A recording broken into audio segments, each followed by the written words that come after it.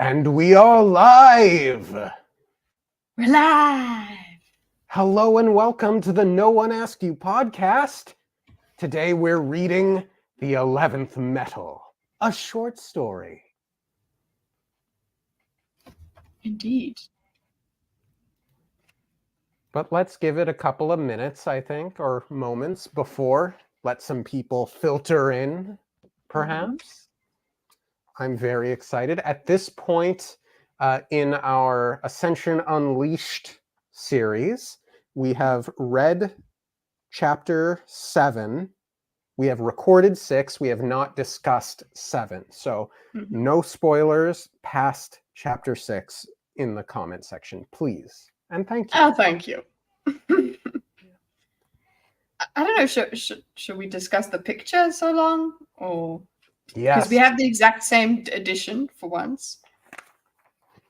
Excellent. Which is the center picture. We both have that book. Yes. Well, you open the book and you see this really cool black and white picture. Gaml looks, I'm assuming that's Gaml. I see no reason why it wouldn't be. Looks exactly like I imagined he would. With the one eye, like the one eye big and the other small. Like actually that is exactly it. And the hair is everywhere. Yep, the lion's mane.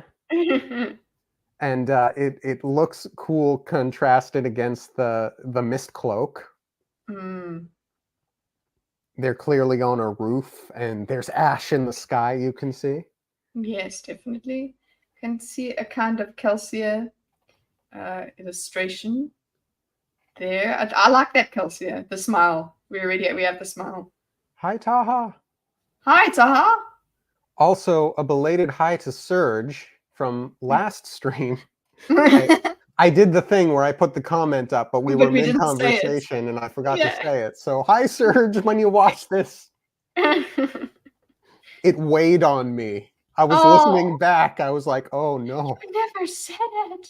And if he wasn't, I mean, and nobody needs to really, well, yeah, we're just talking, so nobody really needs to watch. So he might not have seen that you... Oh, no. Oh, man. But obviously, I don't live stream on this channel as much as I do the pre-recorded stuff. So there's an adjustment here, a skill to be learned. Hi, Gray. Yeah, we have to. That's the main thing. Like, okay, when a chat comes up, read it, I suppose. And when I actually do start reading this, my eyes and my mind will be very much on that. So, Kite, in addition to listening, I'm placing you more or less in charge of chat. Mistress of chat. Yes. Excellent. But yeah, this is a great picture. I like the Kelsier of it as well. Yeah. Can we get a picture of it? I don't want to go into spoilers though. Because to show the viewers what we're talking about. But I mean, the people that are here probably have this book in any case. You know what? Give me one moment to see if I can... Spanner in the works. I am here to make your life a misery. I will make things difficult. I mean, I could show it on camera if you want. That would make it easier. You know what? Sure. Because I just Googled it and there's no easy... there it is. So yeah, go ahead and... There the camera. Whoopsie. Yeah, that is fantastic. The eye of Gaml. He's got like the kind of crinkled up rest of eye. Whoopsie. Why? Hi. How do I? You put me as solo. That's it. But this is fine. There you go. Then, and then also, whoopsie, sorry there. And then the smiling Kelsier, which is really great. Oh, come on, I want them to see the line of Kelsier's mouth. Come on, camera. It's a smirk.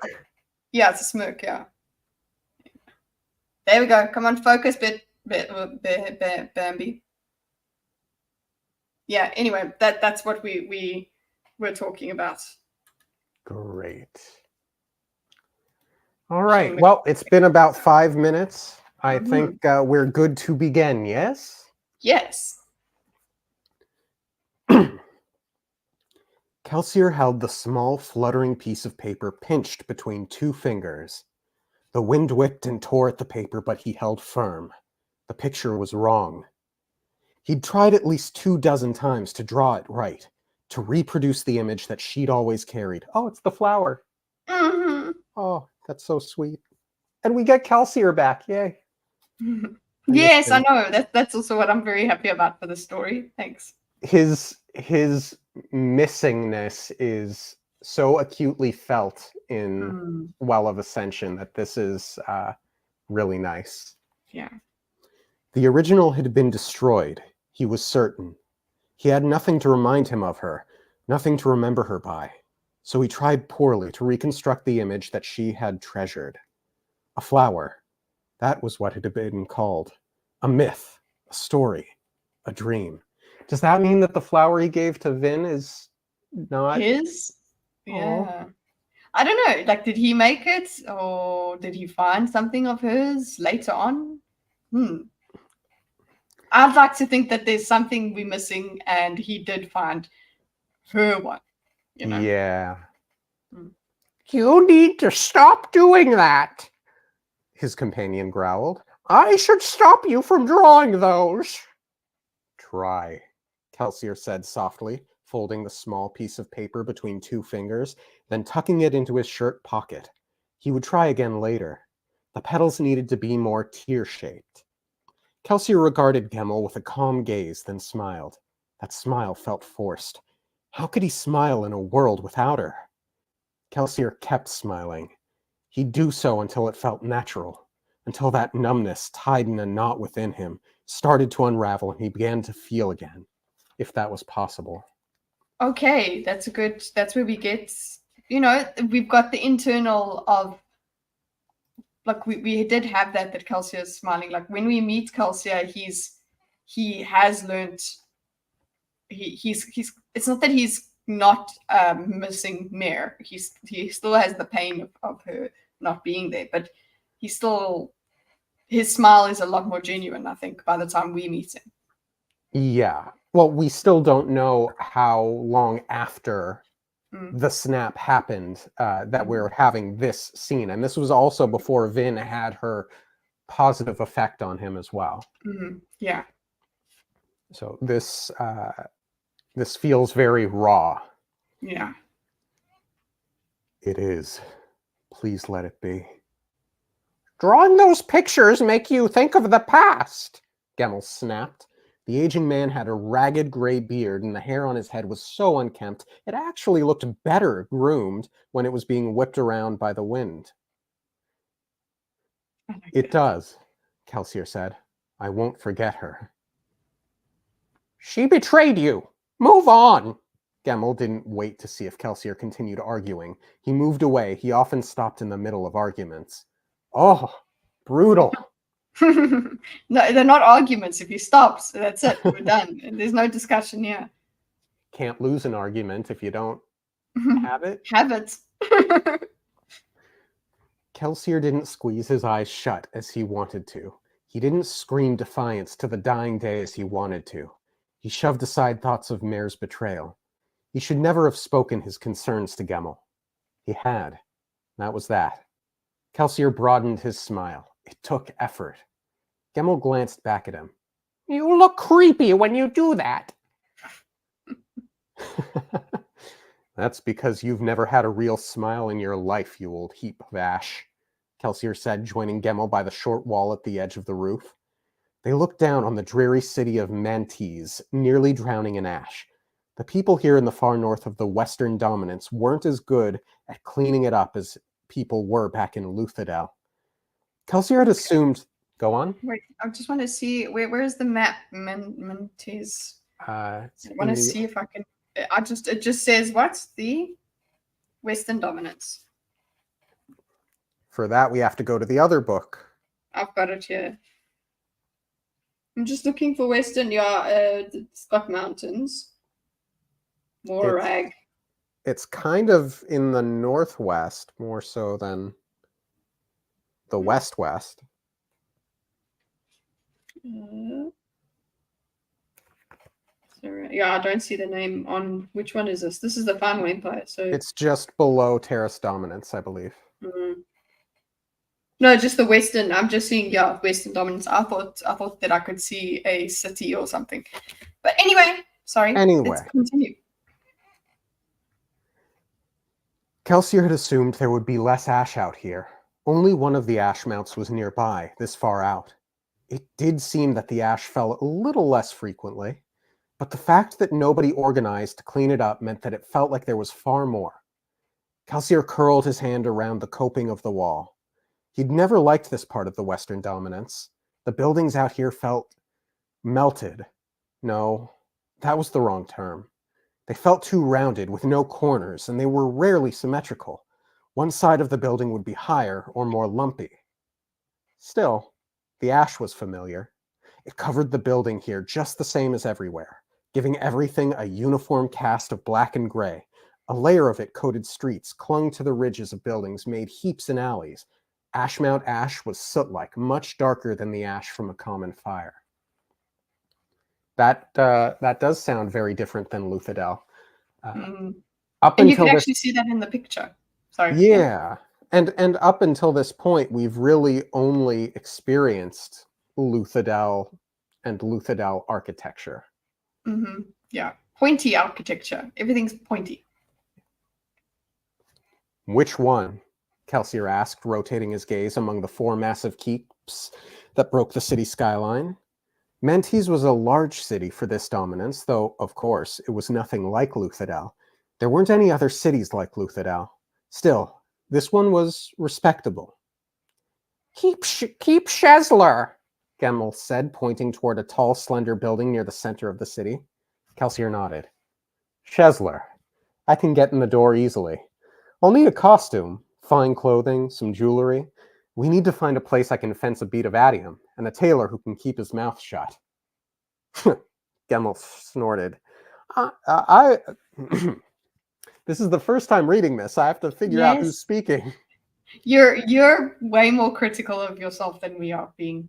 So yes, it's cool. That sounds about right. I've got a Luthadel accent. From what I heard on the street earlier, Lord Shezler is absolutely infatuated with the Luthadel nobility. He'll fawn over someone who presents himself right. He wants connections to society closer to the capital. You aren't thinking like an Alomancer! Gaml cut him off, his voice gruff. I'll use emotional Alomancy. Turn him to my... Gaml suddenly roared, spinning on Kelsier, moving too quickly. The ragged man snagged Kelsier by the front of his shirt and shoved him to the ground, looming over him, rattling the roof tiles. You're Mistborn, not some street soother working for clips. You want to be taken again? Snatched up by his minions? Sent back to where you belong, do you? Oh, geez, this guy is intense. Yeah, I'm loving the way you're playing him because he sounds deranged. Well, that's what his picture looks like. It looks like, I'm seeing this one closed eye, and yeah. I was certainly expecting a wacky old man, but this guy, he's very brutal and very direct. Rough. Yeah, he's rough, and so he's like, you know what? This is. I'm glad that that Kelsier didn't apply this kind of teaching with Vin. He did kind of literally just throw her in the deep end, but there was like, you've got to trust me and this and that. Nice things. This, on the other hand.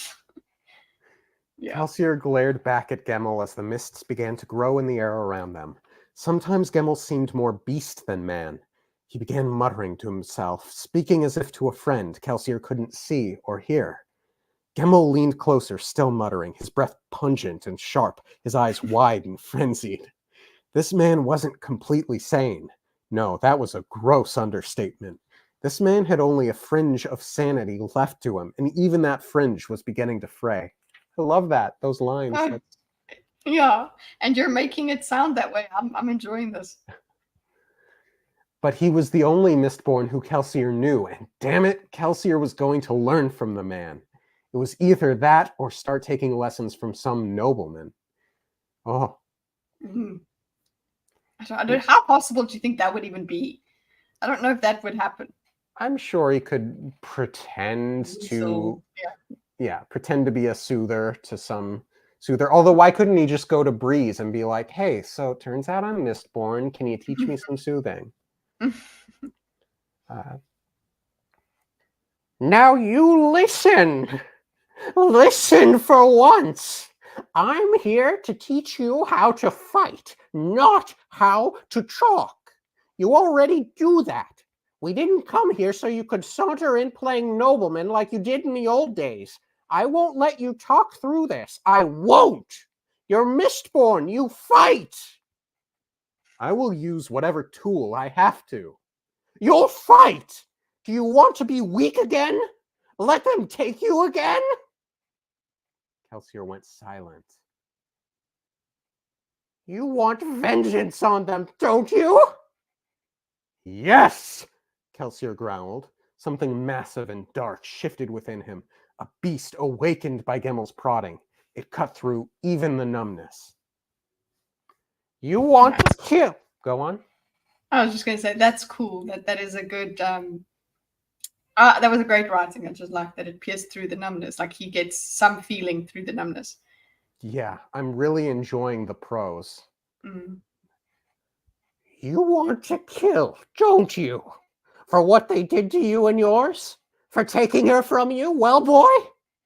Yes! Kelsier barked, flaring his metal, shoving Gaml back. Memories. A dark hole lined by crystals, sharp as razors. Her sobs as she died. His sobs as they broke him, crumpled him, ripped him apart. His screams as he remade himself. Yes, he said, coming up onto his feet, pewter burning within him. He forced himself to smile. Yes, I'll have vengeance, Gaml, but I'll have it my way. And what way is that? Kelsier faltered. It was unfamiliar experience. It was an unfamiliar experience for him. He'd always had a plan before. Plans upon plans. Now without her, without anything. The spark was snuffed out. The spark that had always driven him to reach beyond what others thought possible. It had led him from plan to plan, heist to heist, riches to riches. It was gone now, replaced by that knot of numbness. The only thing he could feel these days was rage, and that rage couldn't guide him. Oh, I'm glad he knows that. Yeah. And this is very much morning. This is very fresh for him. He doesn't know what he's going to do. Hi, Taylor. Hello, Taylor.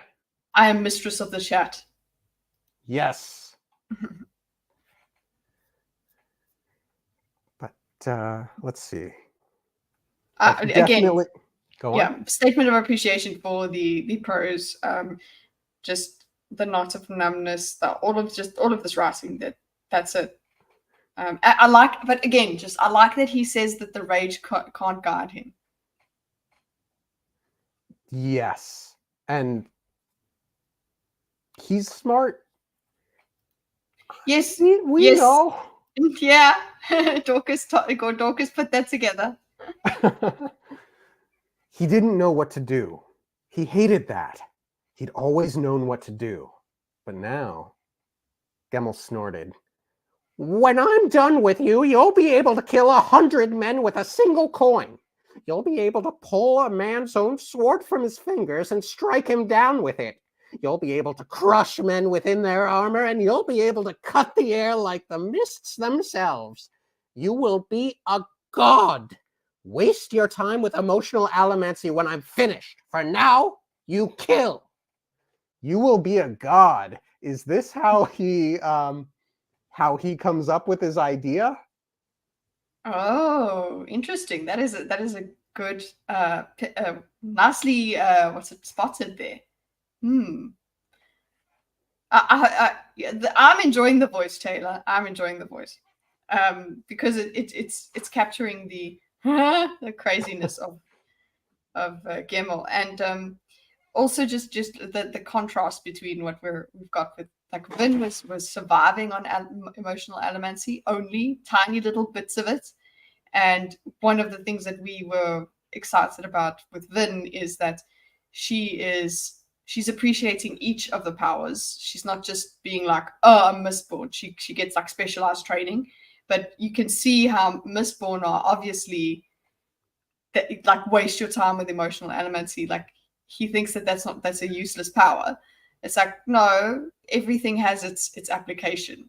And for someone as naturally charismatic as Kelsier is, I imagine he has some sort of natural affinity for the soothing. Yeah. It will be very valuable. It's like when Aang has to study with Toph, and he's really struggling because he's an airbender and she's an earthbender, and they're like the opposites. Yeah. Reference. Reference, I do see. The bearded man loped back to the wall and glared at the keep. Kelsier slowly reined in his anger, rubbing his chest where he'd been forced to the ground. And something odd occurred to him. How do you know what I was like in the old days, Gaml? Who are you? Lamps and limelights were lit in the night, their glow breaking out through windows into the curling mists. Gaml hunkered beside his wall, whispering to himself again. If he heard Kelsier's question, he ignored it. Damn it! What? No, I'm saying, damn it! I want him to answer the question.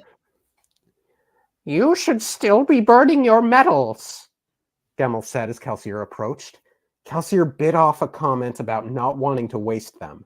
He'd explained that as a Ska child, he had learned to be very careful with resources. Gaml had just laughed at that. At the time, Kelsier had assumed the laughter was due to Gaml's natural, erratic nature. But was it because he knew the truth?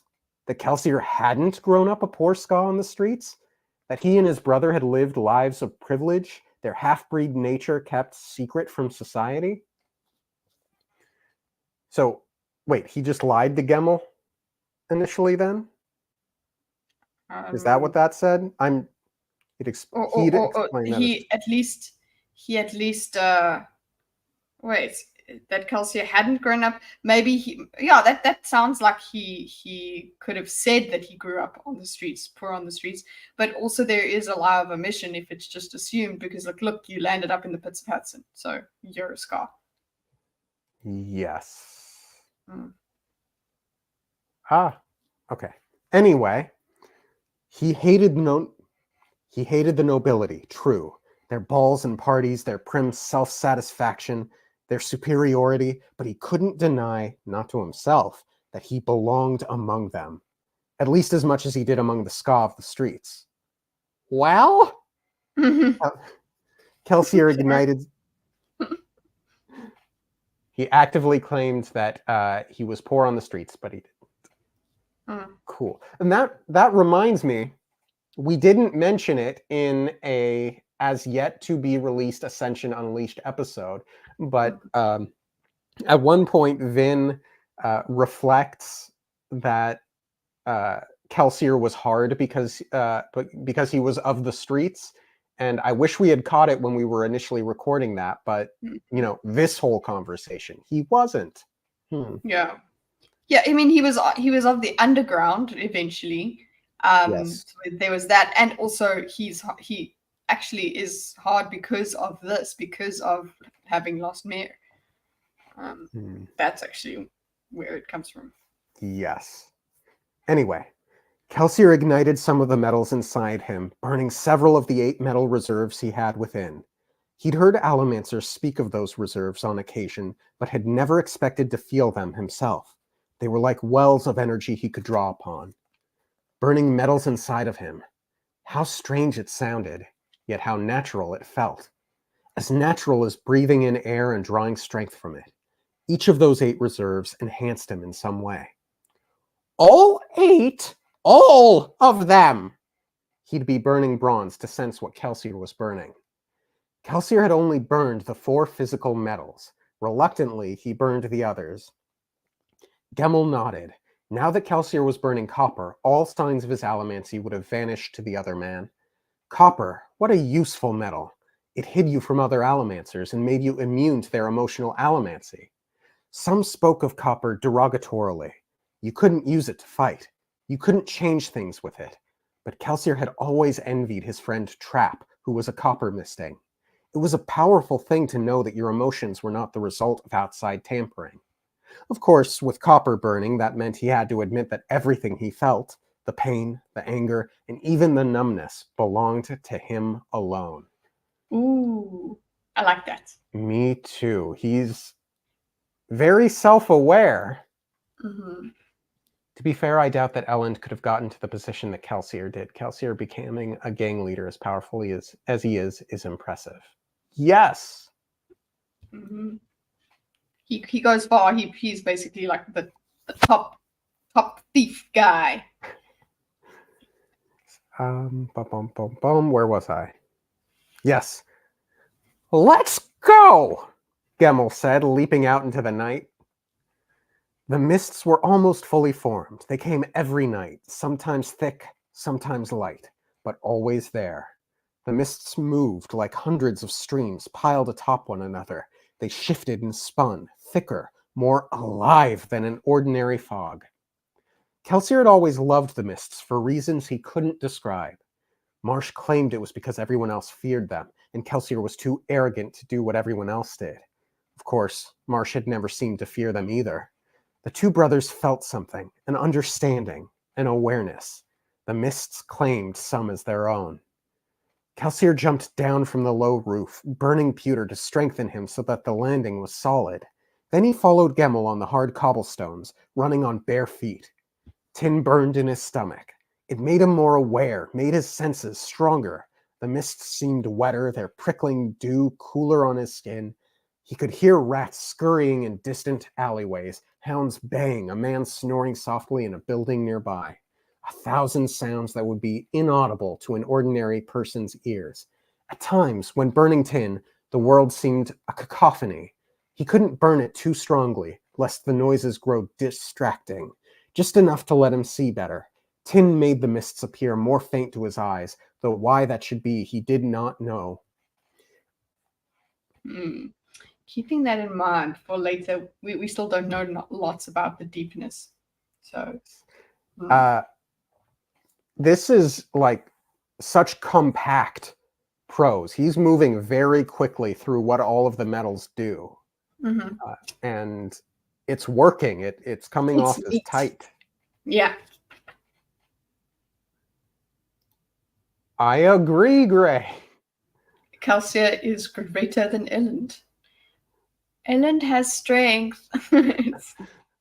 He's got something. He shouldn't be king, apparently, though. Like, we know that Kelsier would have been the leader if he was still around. Also, just actually noting that, going back to when Kelsier earlier, he doesn't have a plan, and he usually has one. This is what we kind of felt when we first lost Kelsier. If there's no Kelsier, there's no plan. So there's no imagination. Yeah, there's no drive. There's nothing to push us forward. And I suppose that is what Vin's... Look, Vin, they are still pursuing things, but Vin is going through this kind of depression of not having Kelsier as this guiding light kind of thing. And for Kelsier also, it's ironic because without a plan, he feels, I guess, powerless. And yet here he has just gained access to the greatest powers in the world. So that's neat. Neat. He trailed Gaml's shadowed form as they reached the wall around Keep Shezler and placed their backs to it. Atop that wall, guards called to one another in the night. Gaml nodded, then dropped a coin. The scrawny bearded man lurched into the air a second later. He wore a mist cloak, a dark gray cloak that was formed of many tassels from the chest down. Kelsier had asked for one. Gaml had laughed at him. Oh! He ain't earned it. Meantime, like... This is who you are, Vin. Yeah, Vin's first training, that's it. She puts it on. And then he's like, cool, that's what we're doing. Kelsier walked up to the fallen coin. The mists nearby dipped and spun in a pattern like insects moving toward a flame. They always did that around Alomancers who were burning metals. He'd seen it happen to Marsh. I have to reread this. Kelsier walked up to the fallen coin. The mists nearby dipped and spun in a pattern like insects moving toward a flame. They always did that. I'm reflecting on Vin in the fight with the Lord Ruler and how the mists reacted. Okay, so clearly Alomancy and the mists are connected in some way. Yes, definitely. And Alomancy came with the mists. Seems like. I can't see the forest for the trees. And there was, yeah, thanks chat for keeping it quiet. Keep smile. Just yes, thank you for alone to our speculation. But another thing is, it wasn't there a certain point in that fight as well where the mists were not behaving properly. They didn't actually behave the way that they didn't go towards the Lord Ruler or something like that. Or I don't know if it was the Lord Ruler or the Steel Inquisitor. It was acting. They were acting differently. There was a part where they weren't moving the way they were expected. Yeah. Yeah. I mean, it was that exact scene that like popped into my mind reading that. Exactly. Yeah. Kelsier knelt beside the coin. To his eyes, a faint blue line, almost like a spider's silk, led from his chest to the coin. In fact, hundreds of tiny lines pointed from his chest to each nearby source of metal. Iron and steel created these lines, one for pushing, one for pulling. Gaml had told him to burn all his metals, but Gaml often made no sense. There was no reason to burn both steel and iron. The two were opposites. He extinguished his iron, leaving only the steel. With steel, he could push on any source of metal that was connected to him. The push was mental, but felt much like shoving against something with his arms. Kelsier positioned himself above the coin and pushed on it as Gaml had trained him. Since the coin couldn't go downward, Kelsier was instead thrown upward. He popped into the air some 15 feet, then awkwardly grabbed the coping of the wall above. He grunted, hauling himself up over the edge. A new group of blue lines sprang up at his chest, thickening, sources of metal approaching him quickly. Kelsier cursed, throwing out a hand and pushing. The coins that had been flying toward him were pushed back into the night, zipping through the mists. Gaml walked forward, undoubtedly the source of the coins. He attacked Kelsier sometimes. Their first night together, Gaml had thrown him off a cliff. Okay, that's familiar. Yeah, didn't Kelsier reflect at one point on Gaml doing that? Maybe in relation to what he did to Vin, like, because he threw Vin, basically, well, didn't throw, actually, he didn't throw off, but like he made her jump off the wall, the city wall, on her first night training, and it was, but at least he gave her a belt and things, you know, like there was safety involved. But it sounds like Gaml was just like, here you go. Yep. No, I think Kelsier was thinking something to the effect of, she jumped. I was too scared to do that on my own. Gaml. Yeah, so he was, oh, yes. Okay, Gaml had to push him. Kelsier still couldn't completely decide if the attacks were tests or if the lunatic was actually trying to murder him. No, I like him. He almost never complains. The other three complained all the time. This one is strong. No, not strong enough. No, not yet. He'll learn. Behind Gaml. He's talking to something. Yes. Kelsier is less crazy than Gaml, yes. He's talking, and he's had other proteges or whatever that just never came to fruition. Whispers? Yes, he's talking to whispers. Oh shit. Yeah, he'll learn. Who did you think he was talking to? Just himself? Huh? Behind Gaml was a pair of lumps on the wall top. Dead guards leaking trails of blood along the stones. The blood was black in the night. The mist seemed afraid of Gaml somehow. They didn't spin about him as they did other Alomancers. Ooh, that's very... Hello? That's what happened with Vin. Yeah. Is Gaml as strong as Vin? Are they something else? Who is Gaml? What is Gaml? Are the Whispers the Mist? Mm-hmm. Is the Mist sentient? Is the Mist, because Alendi thinks is sapient or sentient, Mm-hmm.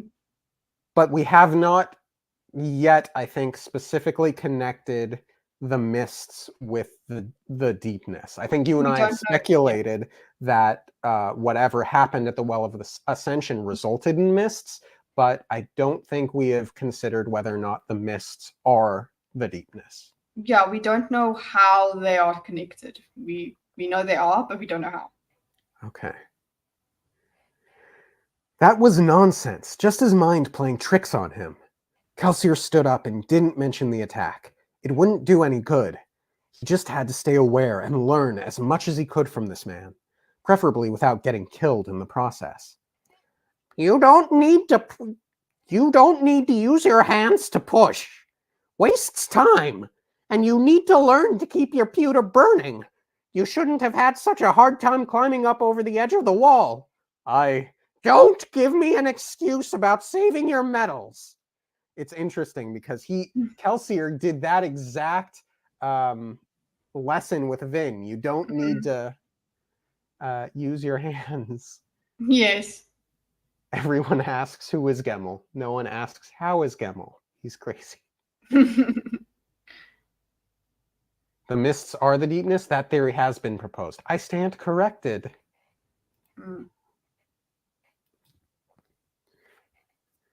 Let's see, where was I? Gaml, don't give me an excuse about saving your metals, Gaml said, inspecting the keep just ahead.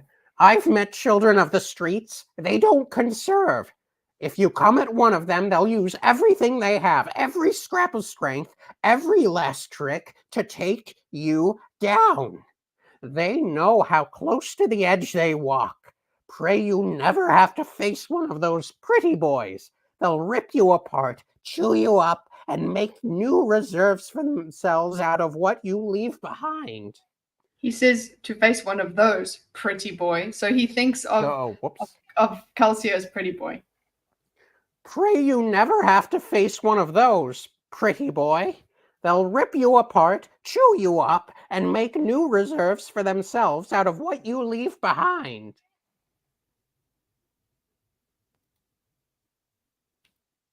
I was going to say that you haven't even told me what we're doing tonight. Infiltrating this keep, Gaml said, eyes near. The more parallels. Like, I remember Vin just going, oh, where are we going? What are we doing? Like, you never know. What's the world coming to where crazy people can't just talk to themselves without it being deeper than that? Oh, sorry. Okay, infiltrating this keep. Sorry, let's go. I was going to say that you haven't even told me what we're doing tonight. Infiltrating this keep. Why? Does it matter? It sure as hell does. There's something important in there. Something we're going to find.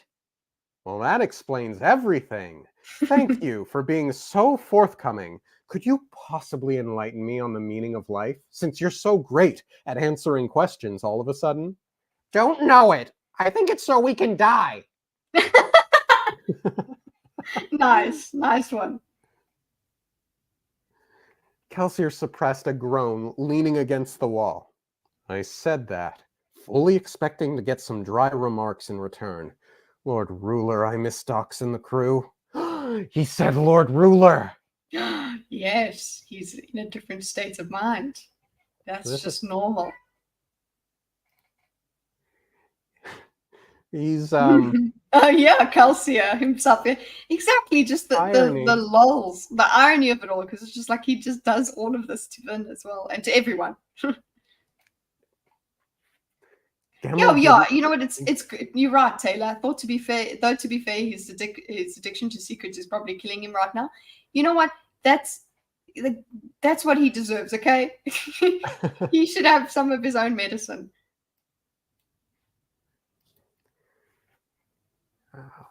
Where was I? Yes. Gaml didn't understand humor, even pathetic attempts at it. I need to get back to people who care about living, back to my friends. That thought made him shiver. It had only been 3 months since the events at the Pits of Hathsin. Thank you. Okay, 3 months. That is very fresh. The cuts on his arms were mostly just scars now. He scratched at them anyway. Mostly just scars. Man, those are okay. Those are still bloody, gross, fresh. They would be scabby. They're still healing, and it's scars on scars or wounds on wounds. So it makes sense. Besides, he needed to learn the things Gaml was teaching him. He couldn't return to Luthadel until he was himself again. Or at the very least, a scarred version of himself. The wounds closed, the memories quieted. He's so self-aware. Let's be on with it then. Gaml glared at him. The old lunatic didn't like it when Kelsier tried to take control. But, well, that was what Kelsier did. Somebody had to. Keep Shezler was constructed in the unusual architectural style typical of any area of the Western Dominance far from Luthadel. Instead of blocks and peaks, it had an almost organic feel with 4 tapering towers up front. He thought that buildings out here must be constructed of stone frames with a kind of hardened mud outside, sculpted and shaped to make all those curves and knobs. The keep, like the rest of the buildings, looked unfinished to Kelsier. Where? Up! Then down! He jumped from the wall and threw a coin for himself. He pushed against it, and his weight drove it downward. When it hit the ground, Gaml launched higher toward the building.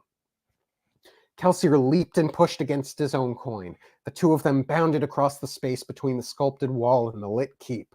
Powerful lime lights burned behind stained glass windows. Here in the Western Dominance, those windows were often odd shapes, and no two were alike. Had these people no understanding of proper aesthetics? Funny. That's funny. Yes. Closer to the building, Kelsier began to pull instead of push. He switched from burning steel to burning iron, then yanked on a blue line leading to a steel window frame. That meant he was pulled upward as if he were on a tether. It was tricky. The ground still tugged him downward, and he also still had momentum forward, so when he pulled, he had to be careful not to slam himself into things. With pulling, he gained more height. He needed it, as Keep Shezler was tall as any keep in Luthadel. The two Alomancers bounded up the front facade, grabbing or leaping from the knobs and bits of stonework. Kelsier landed on an outcropping, waved his arms for a moment, then snatched hold of a statue that had been placed there for no reason he could discern. It was covered in bits of glaze of different colors. Gaml flew past on the right. The other Mistborn moved with a deft grace. So noteworthy that Vin notes during the fight with the Inquisitor, the second fight with the Inquisitor, that this is Kelsier's specialty, the pushing and pulling, the flying, so to speak. So it's great to see him learn. Exactly. Yeah.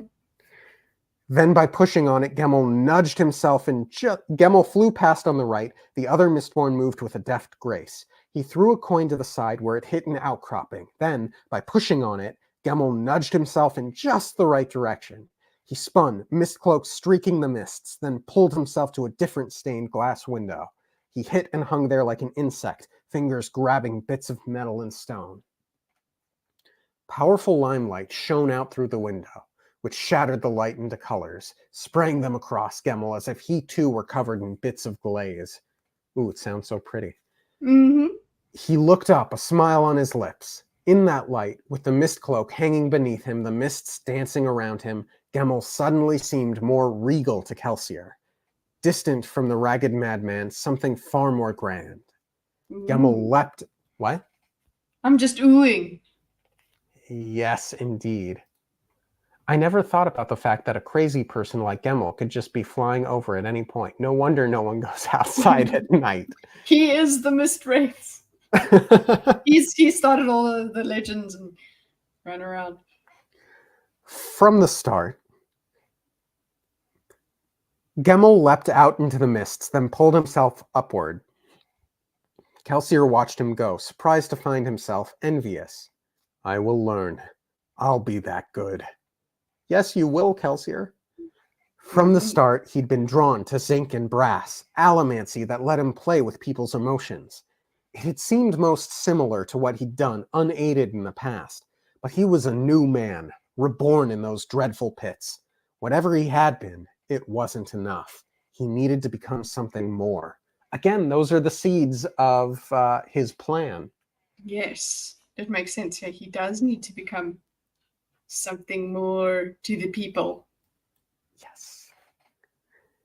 Kelsier threw himself upward, pulling his way to the roof of the building. Gaml kept going up past the roof, flying toward the tips of the 4 spires that adorned the front of the building.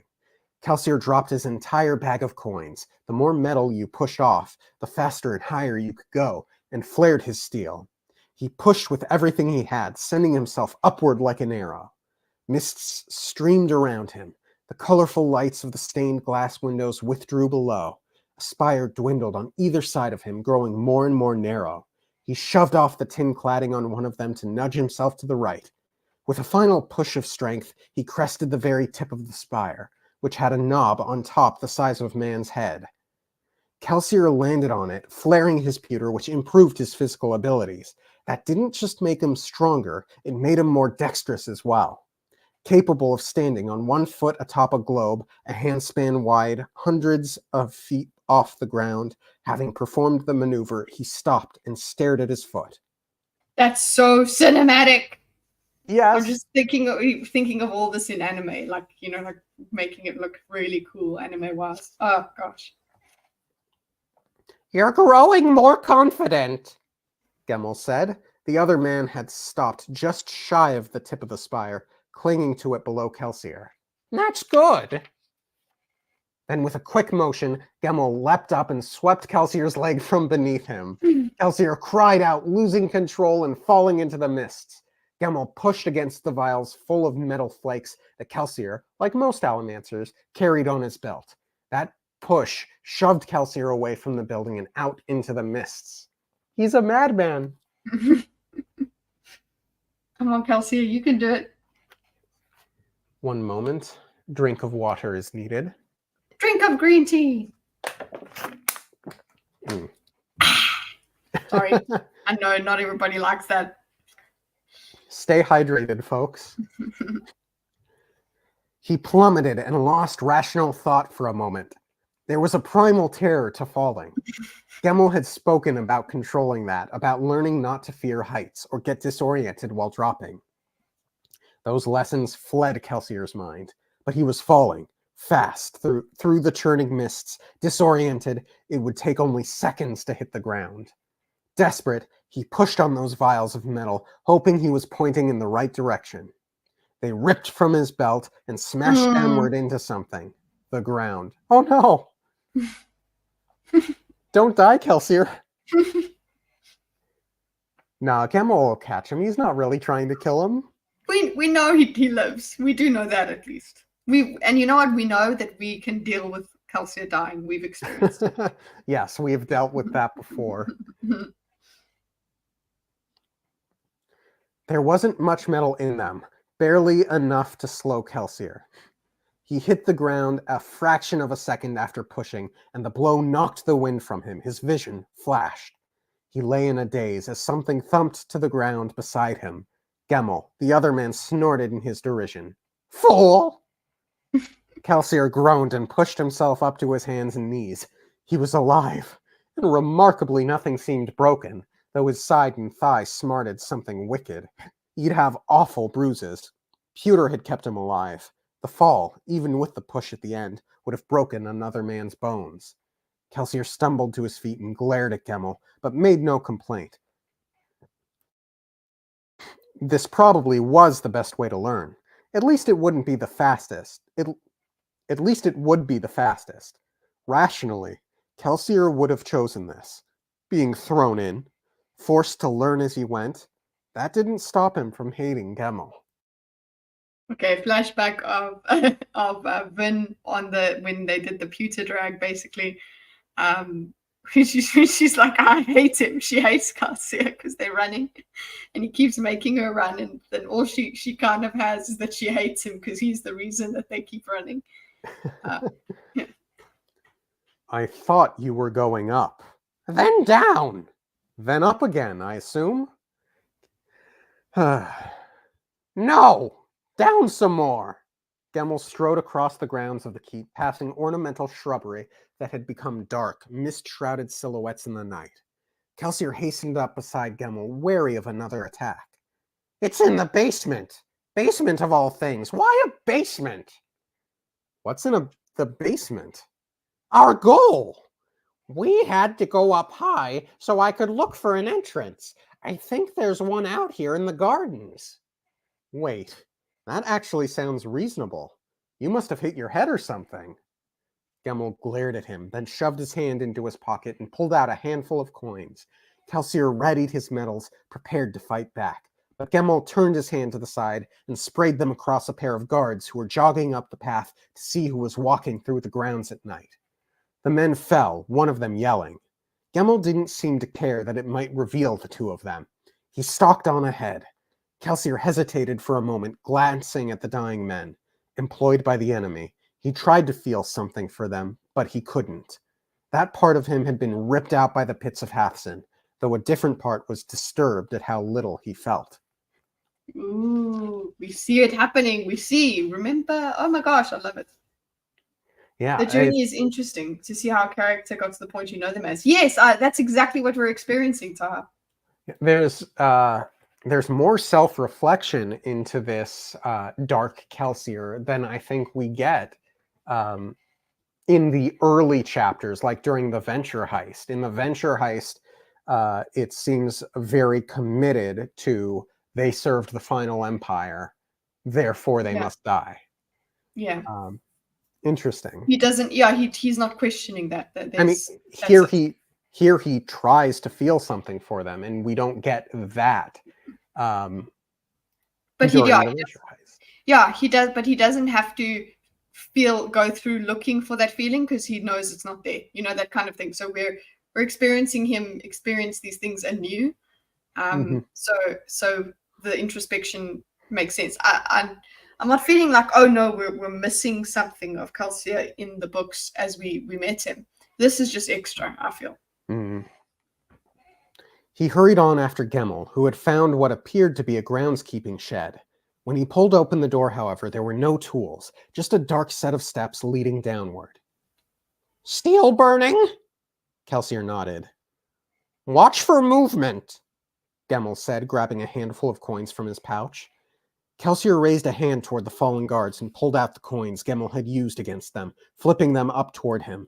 He'd seen Gaml pull on things lightly so that they didn't streak toward him at full strength. Kelsier hadn't mastered that trick yet, and he had to crouch down and let the coins spray over his head into the wall of the shed. He gathered them up, then started down after an impatient Gaml who was watching him with displeasure. I was unarmed. What? Sorry, it's so funny. It's so funny to have Kelsier not be this full Mistborn. It's really... It's neat. I was unarmed. Left my pouch on top of the building. Mistakes like that will end with you dead. It's interesting because I think of him leaving the coin pouch there in contrast to Vin's coin trick. Yeah. And that saves lives in Mistborn.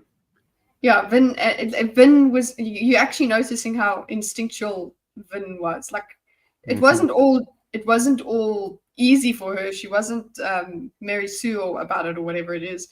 But there was some degree of just knowing and feeling it out and getting it right the first time. Yes. Kelsier didn't reply. It had been a mistake. Of course, he'd planned to fetch the coin. Of course, he'd planned to fetch the coin pouch, and would have if Gaml hadn't knocked him off the spire. The light grew dim, then neared blackness as they continued down the steps. Gaml didn't produce a torch or lantern, but instead waved at Kelsier to go first. Another test of some sort? Steel burning within Kelsier let him identify sources of metal by their blue lines. He paused and dropped the handful of coins to the ground, letting them bounce down the steps. In falling, they let him see where the stairs were, and when they came to a rest, that gave him an even better picture. The blue lines weren't really seeing. He still had to walk carefully. However, the coins helped a great deal, and he did see a door latch as it drew near. Behind, he heard Gaml grunt, and for once it seemed appreciative. "Nice trick with the coins," the man murmured. That's interesting, because that makes me think of how Marsh sees now, and how the Inquisitors see. Interesting, yeah. I thought that he was going to, like, he did this so that Kelsier could do the trick and learn, but he's like, oh, well done. He's impressed. He just thought that Kelsier would just stumble on and not add to it. Just, yeah. Kelsier is smart. He's not quite as inventive as Vin, I think, but he's got his own talent. Kelsier smiled, approaching the door at the bottom. He felt out for it, grabbing the metal latch. He carefully eased it open. There was light on the other side. Kelsier crouched. Despite what Gaml might think, he'd done his share of infiltrating and quiet nighttime thefts. He wasn't some new sprout. He had simply learned that survival for a half-breed like him meant either learning to talk or learning to sneak. Fighting head-on in most situations would have been foolish. That's not unlike Vin. Yeah, that's very Vin. Okay, look, Vin actually kind of just doesn't even want to get to the point where she's talking. She's running the whole time. So it is very, it's strange to think of Kelsier that he would never fight, but now obviously he's got this power. This is where he gets it from. He gets this thing where his swagger, he will just take on everyone. This is where it comes from. It's cool to have his vulnerability. Yeah. Of course, not one of the three, fighting, talking, or sneaking, had worked that night. The night he'd been taken. I see. Of course, not one of the three, fighting, talking, or sneaking, had worked that night. The night he'd been taken. A night when nobody could have betrayed him but her. But why had they taken her too? She couldn't have... Stop, he told himself, padding into the room in a crouch. It was full of long tables crowded with various kinds of smelting apparatus. Not the bulky smithing kind, but the small burners and delicate instruments of a master metallurgist. Lamps burned on the walls, and a large red forge glowed in the corner. Kelsier felt fresh air blow through from somewhere. The other side of the room ended in several corridors. The room appeared empty. Gaml entered, and Kelsier reached back to pull the coins to him again. Some were stained with the blood of the fallen guards. Still, in his crouch, he passed a desk full of writing implements and small, cloth-bound books. He glanced at Gaml, who strode through the room without any attempt at stealth. Gaml put his hands on his hips, looking around. "So where is he?" "Who?" Gaml started muttering under his breath, moving through the room, sweeping some of the implements off the tables and sending them crashing to the floor. Kelsier slipped around the perimeter, intent on peeking into the side corridors to see if anyone was coming. He checked the first one and found that it opened into a long, narrow room. It was occupied. Excuse me, need more water? Speak, kitten. I'm just loving Gaml's craziness. He goes, because he's muttering under his breath, like, where is he? And he's talking to himself. Kelsey's like, hello. Kelsey's trying to respond to him, but he's like, I'm not talking to you, kind of thing. So I'm really enjoying that. The quirkiness of Gaml and the voice you've given him just makes it for me. Thank you. Kelsier froze, then slowly stood up. There were half a dozen people in the room, both men and women, bound by their arms to the walls. Oh shit, I was expecting guards and a metallurgist. I was not expecting prisoners. Yeah. There were no cells, but the poor souls looked as if they'd been beaten within an inch of their lives. They wore only rags, and those were bloodied. Oh, are they trying to, like, get them to snap? Yeah, that's what you thought of. They get them to snap, or what do you do when you create a Steel Inquisitor? I don't know. We don't know that as well. But they're men and women, so and as far as I'm aware, they don't bother with making female Inquisitors. So But yeah, why I would they think this. change like these? Surely these are ska and not noblemen. Mm, Because even if a nobleman were so desperate to become a Mistborn or an Alomancer, why would they mm, need to be chained to yeah, be tortured? exactly. But this really comes your first thought when you heard of snapping was they torture people. That's Hmm. exactly what you did. You thought. So let's see where this goes. I didn't think about this at all. I didn't expect any of this.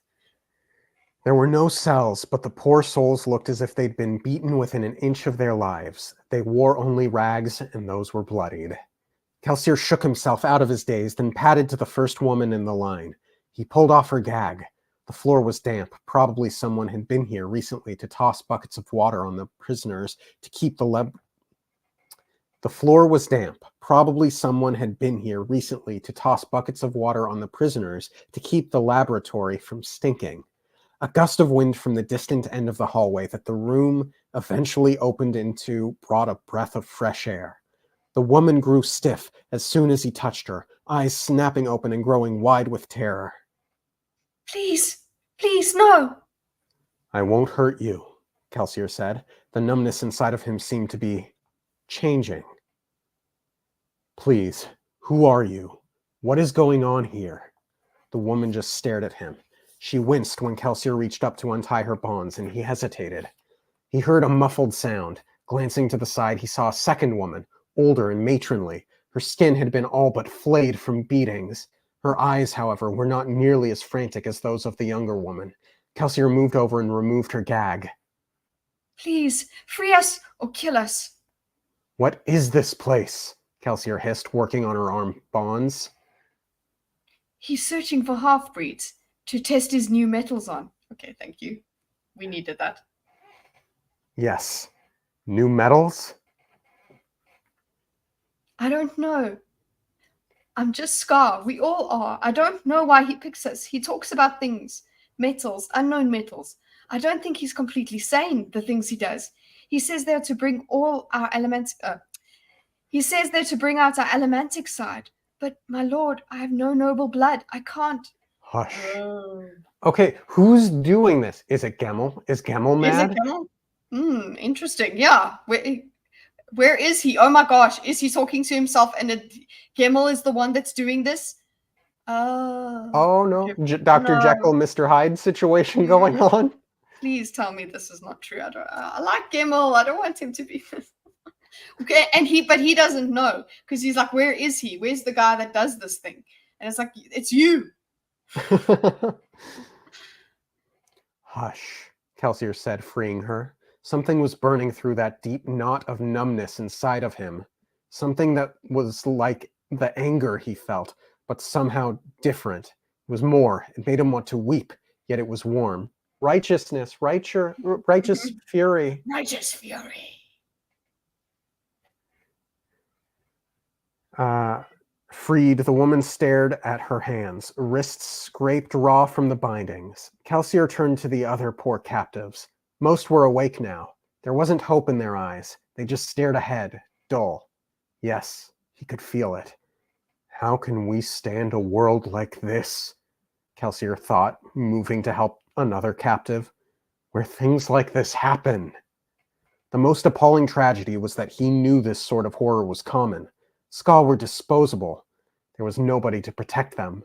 Nobody cared. Not even him. Not even him? Ooh. He'd spent most of his life ignoring such acts of brutality. Oh, he'd pretended to fight back, but he'd really just been about enriching himself. All of those plans, all of those heists, all of his grand visions, all about him alone. Ooh, so this makes sense with Marsh, the way Marsh views him. Marsh is like, yeah, you had no intent of helping this guy. So you know what? I like this. I like seeing this side that this is where he was at and something changed him. So. He freed another of the captives, a young dark-haired woman. She looked like Mare. A lot of women here, specifically, noteworthy. After being freed, she just huddled down on the ground in a ball. Kelsier stood over her, feeling powerless. Nobody fights. Nobody thinks they can fight. But they're wrong.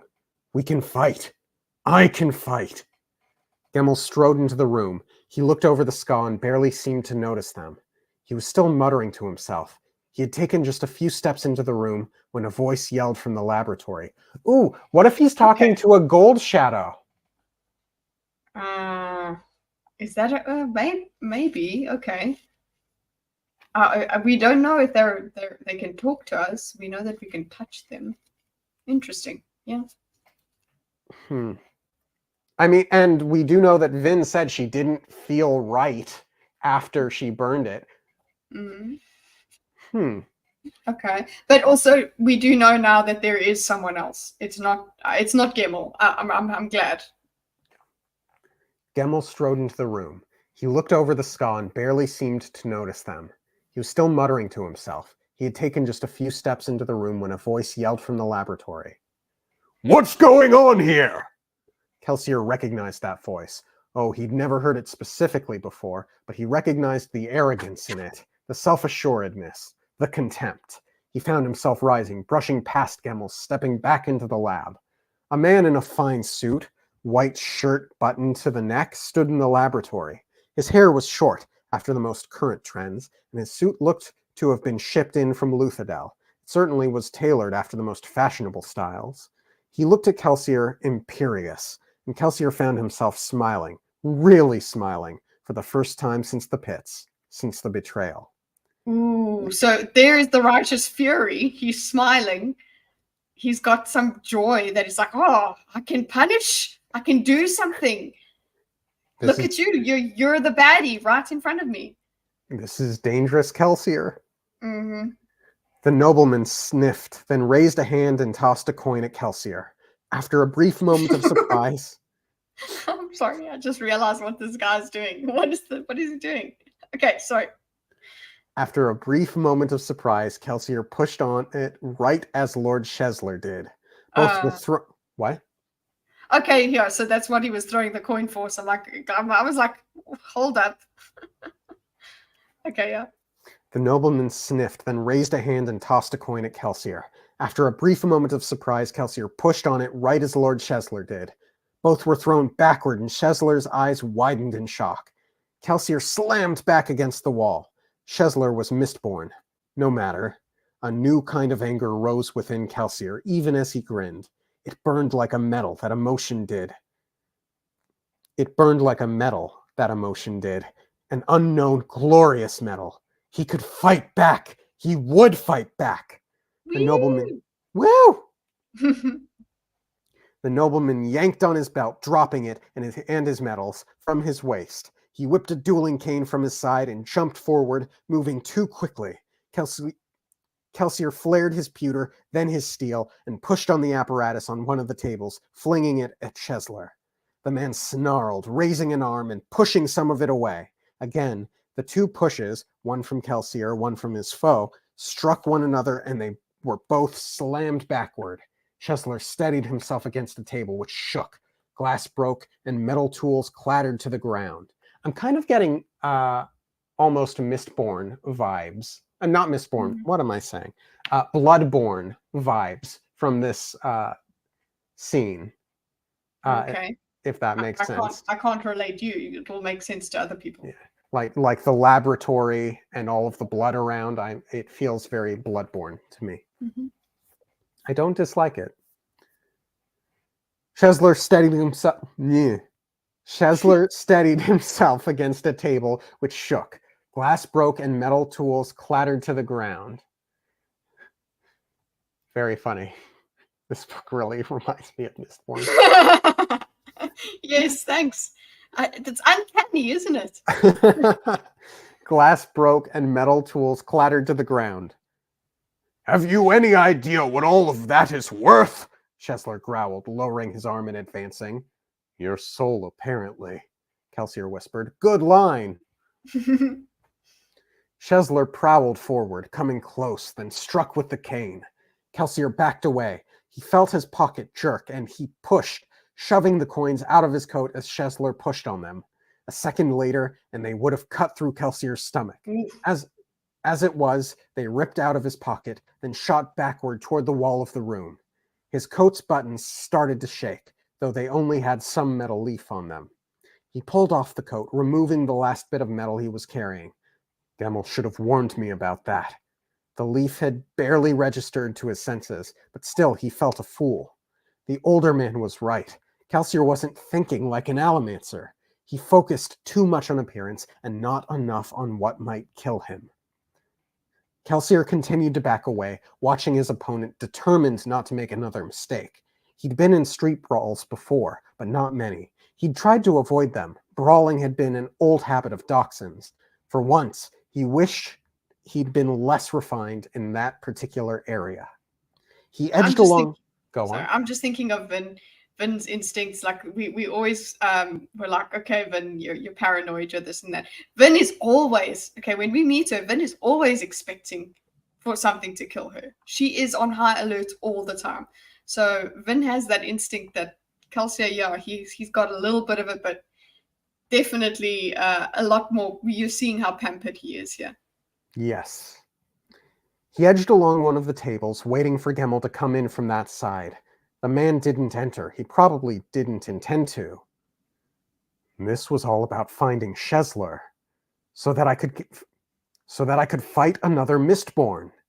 There was something important in that. It suddenly made sense. Kelsier growled and was surprised to hear the sound coming from him. That glowing anger inside of him wanted vengeance, but also something more, something greater. Not just revenge against those who had hurt him, but against the entirety of noble society. In that moment, Shezler, arrogantly striding forward, more concerned for his equipment than the lives of his ska, became a focus for it all. Kelsier attacked. He didn't have a weapon. Gaml had spoken of glass knives, but had never given one to Kelsier. So he snatched up a shard of broken glass from the floor, heedless of the cuts on his fingers. Pewter let him ignore pain as he jumped towards Shezler, going for his throat. He probably shouldn't have won. Shezler was the more accomplished and practiced Alomancer, but it was obvious he was unaccustomed to fighting someone as strong as he was. He battered at Kelsier with the dueling cane, but with Pewter, Kelsier could ignore that as well, and instead he punched his shard of glass into the man's neck 3 times.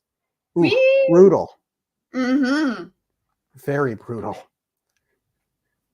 Triple tap. Yeah. In seconds, it was over. Kelsier stumbled back, aches beginning to register. Shezler might have broken some of his bones with his battering. The man had Pewter too, after all. The nobleman lay in his own blood, though, twitching. Pewter could save you from a lot of things, but not a slit throat. The man choked on his own blood. No, I can't. Not me. I can't die. Mm-hmm. Anyone can die, Kelsier whispered, dropping the bloodied shard of glass. Anyone. And a thought, a seed of a plan began to form in his mind. That was too quick, Gaml said. The seed of the plan. We want to go to the seed, but thanks, Gaml. Let's go. Kelsier looked up, blood dripping from the tips of his fingers. Shezler croaked a final attempt at breath, then fell still.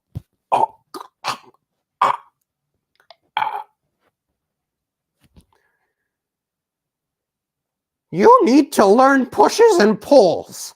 Dancing through the air, fighting as a real Mistborn does. He was a real Mistborn.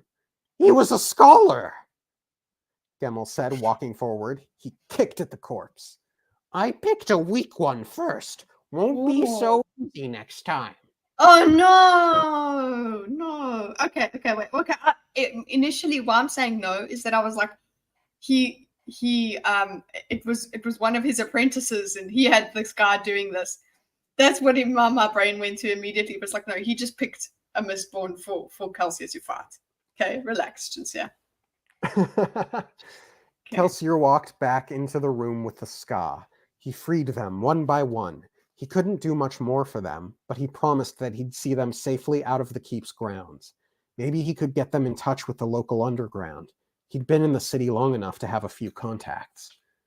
Once he had them all freed, he turned to find them looking toward him in a huddled group. Some of the life seemed to have rekindled in their eyes, and more than a few were peeking into the room where Shezler's corpse lay on the floor. Gaml was picking through a notebook on one of the tables. Who are you?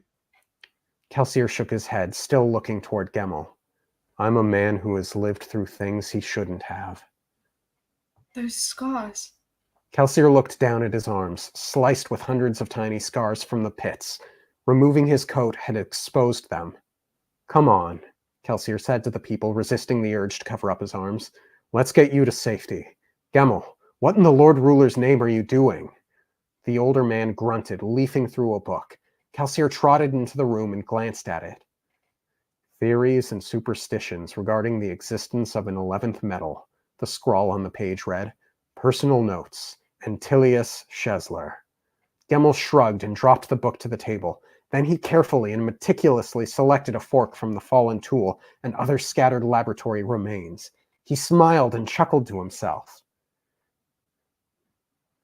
Now that is a fork! He shoved it into his pocket. Okay.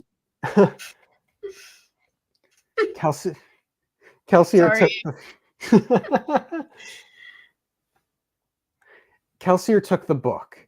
In moments, he was ushering the wounded Ska away from the keep, where soldiers were prowling the yards, trying to figure out what was happening.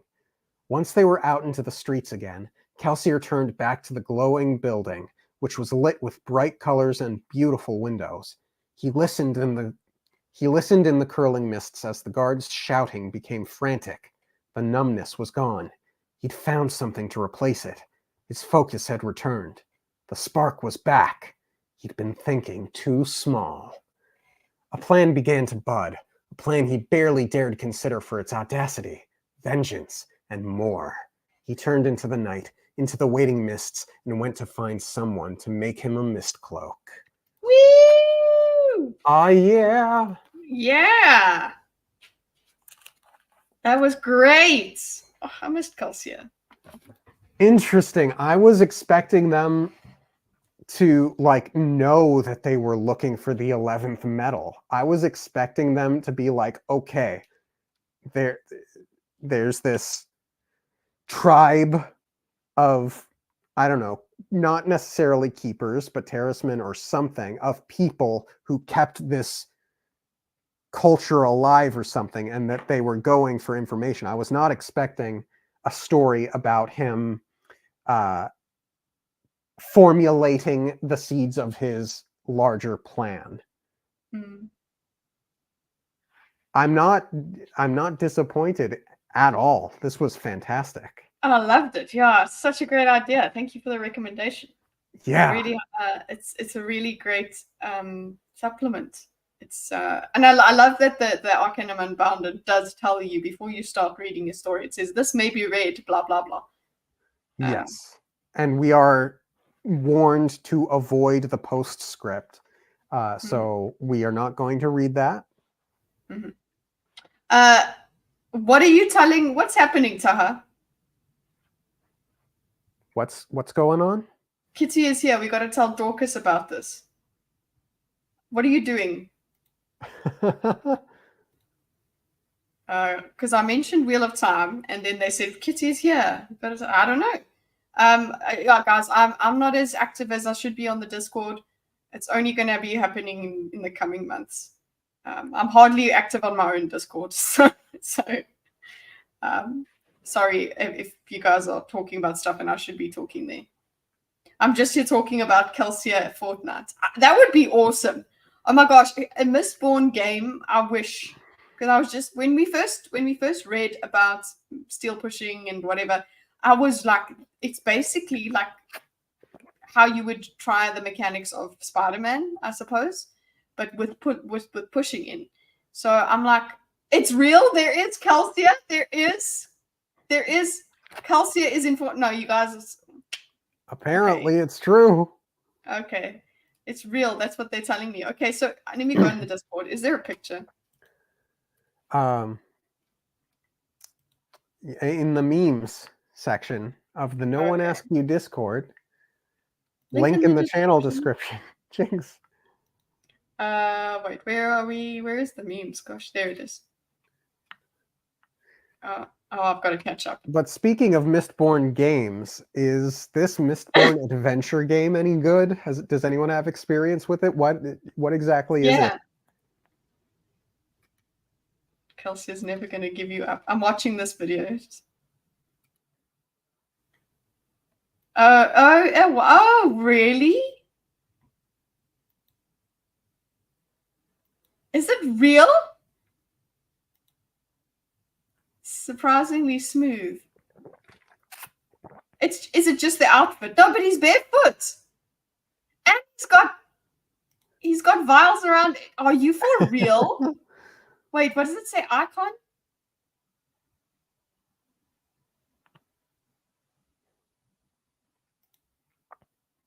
Oh my goodness. So there is a Kelsier in Fortnite. Guys, I'm going back to Fortnite. Is there a Vin? Brandon is friends with, Brandon is a branding genius. He's built this empire. Oh my god. And he has volcano glass knives. Oh my god. I need to go and play. We need to play Fortnite. But how do I get him? And I do need to I would like to buy Vin. That would be great. Anyway, sorry, I'm just very excited. Fortnite Mistborn. Oh my goodness. And there's coins and stuff. What the hell? I can't believe. You know what? Fortnite has it. You know what? They don't need to touch Wheel of Time. Hey, we're done. Okay. I'm glad Mistborn can go into Fortnite for sure, but don't be touching Wheel of Time. He hasn't been available in years. No. Oh, no one knows of Kelsier in the game. Oh, damn it. Oh, in the game. So in Mistborn, the game, no one knows of Kelsier? Or are you saying no one knows? I think you're talking about Fortnite, say, MG. Anyway, I'm so upset. So I can't get him. No. Lame. When we get the Mistborn movie, he'll probably come back. True. But he hasn't been available for years. So even if you had the skin, you can't use it. It's gone. That's such crap. Anyway. By the way, No, go on. That's a great reveal. It's an extra what's it, like a frosting on top of today's revelations. I enjoyed it. By the way, folks, Libra Lita here has a great Sanderson channel, Cosmere channel, worth checking out. I'm staying away from most of it because spoilers, but she's got good takes, I'm sure. I mean, she watches us, so of course she has good takes. Of course she does. Yeah, we do have to stay away from a lot of this stuff because, we don't want spoilers. But go over and subscribe there. Yeah. This was really fun. You all got to see a little bit of how the sausage is made, I suppose you could say. Yeah. And I'd say this was reasonably successful, which means Kitta and I intend to do the same thing, I think, for the Emperor's Soul at some point in the future. Look out for that. Yeah. It's we managed to get through a fair bit in only an hour and 20. So the Emperor's Soul is considerably larger, and when you add into that our commentary, it could be a lengthy stream, but I'm looking forward to it. Yeah, same. If you haven't subscribed to this here channel, please do right now and like this stream. Seriously, it would be tremendously appreciated. we are a young channel and want to grow. But also go and subscribe to That Darn Kitty, where she does diagram streams and panel shows and sometimes gaming Dorkus. streams. Sometimes gaming streams, whatever. Just come along and enjoy the randomness. Or if you just want to see more Dorkus, come on a Thursday. We have Dorkus as part of the Thinkers. Yeah. Yeah. And we'll see you on Sunday. Yes. Mm-hmm. Yes. Thank you all for tuning in. Seriously. Okay, thanks. Bye.